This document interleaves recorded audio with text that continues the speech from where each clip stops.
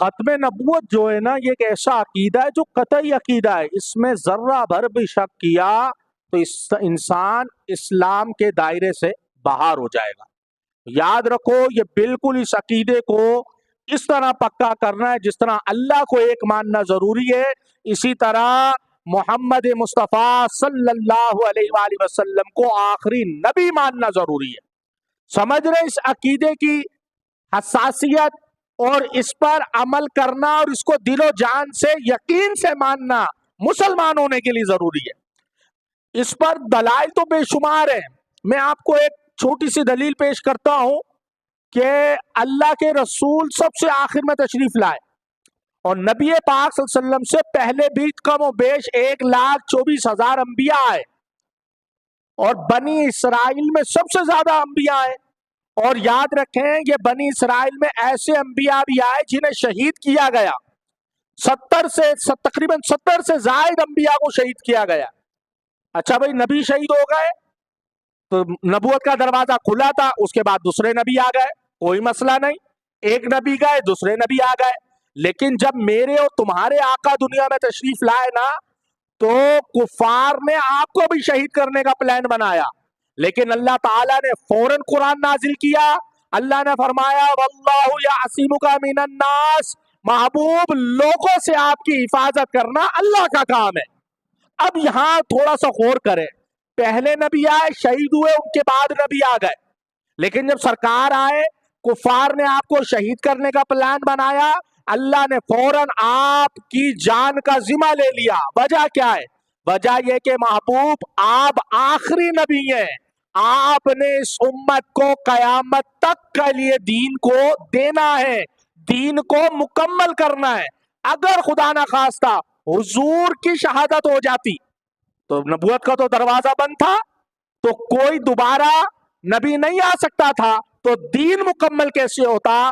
تو میرے حضور کو نبی پاک صلی اللہ علیہ وسلم کو آخری نبی بنا کر اسی لیے بھیجا گیا کہ آپ کو کوئی شہید نہیں کر سکتا، اللہ تعالیٰ نے آپ کے ذریعے دین اسلام کو مکمل فرمایا۔ پھر اسی طرح حضور پر جو کتاب نازل ہوئی قرآن مجید، اس سے پہلے بھی کتابیں نازل ہوئی ہیں، اس سے پہلے بھی اللہ تعالیٰ نے صحیفے نازل کیے، لیکن ان امتوں نے ان میں رد و بدل کر دیا، تبدیلیاں کر دی۔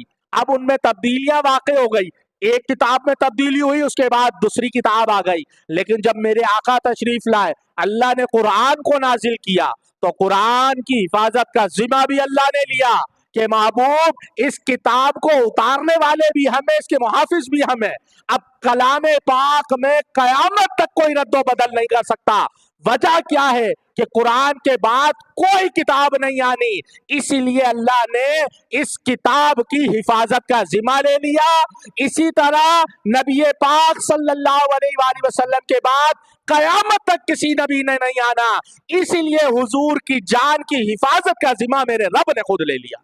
تو یاد رکھیں کہ یہ ختم نبوت کا مسئلہ اتنا اہم ہے، اس کو ہم نے اپنی جان سے بھی زیادہ لوگوں تک پہنچانا ہے، اپنی بات کو گھر گھر پہنچانا ہے۔ اور وہ لوگ جو ہمیشہ ختم نبوت کے مسئلے پر انگلیاں اٹھاتے ہوئے آتے، حملے کرتے ہوئے آتے، میں ان سے کہوں گا چاہے وہ حکمران ہو چاہے وہ عوام ہو، کوئی بھی ہو، ہوش کے ناخن لے۔